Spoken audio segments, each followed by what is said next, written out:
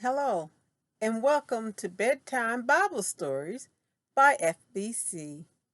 Tonight I have my friend Betty who came to hear tonight's story. Our story for tonight is King Solomon. So let's find out what King Solomon does. King David taught his young son Solomon always to walk in the ways of the Lord. When Solomon was a very young man, he became king of Israel. But Solomon was afraid he didn't know how to rule well over his people. So, of all the gifts that God could give him, Solomon asked only for wisdom.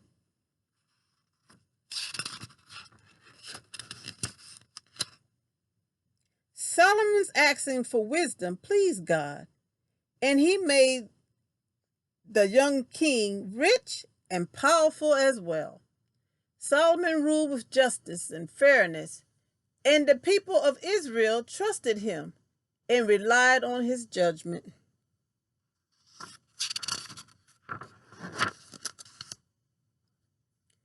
Word of Solomon's wealth and wisdom spread all over the world. People came from everywhere to see him and seek his advice.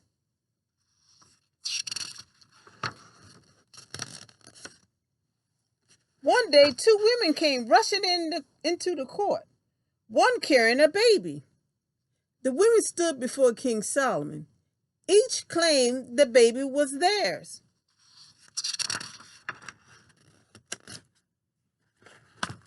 There were no witnesses who knew the truth.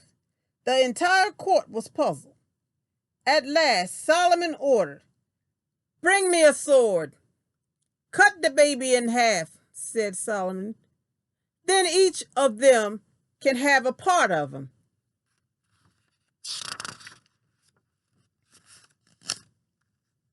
One woman agreed, but the other one fell on her knees, crying. "Don't kill my baby," she pleaded.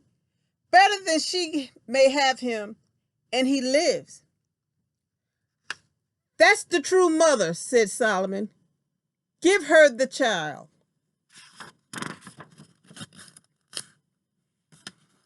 Soon Solomon began his greatest task, building God's temple in Jerusalem. The finest materials and the greatest craftsmen in the world were brought to the temple.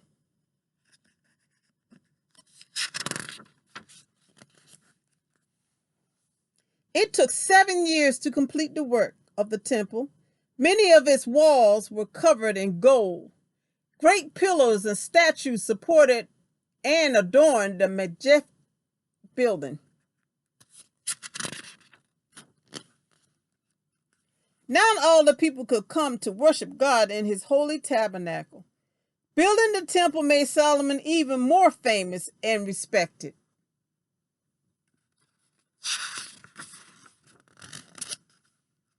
In a faraway land, another monarch was curious about the great king of Israel. She was the Queen of Sheba. With all her court and followers, she journeyed to meet Solomon in Jerusalem. Look at that big camel back there. The queen didn't believe all she had heard about this king. She wanted to see and hear for herself. Solomon welcomed the beautiful queen and thanked her for her fine gifts.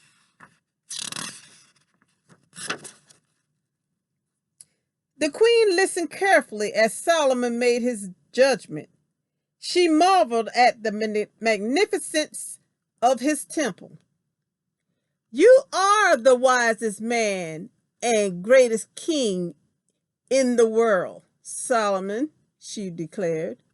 Then she returned to her land with the riches the king gave her.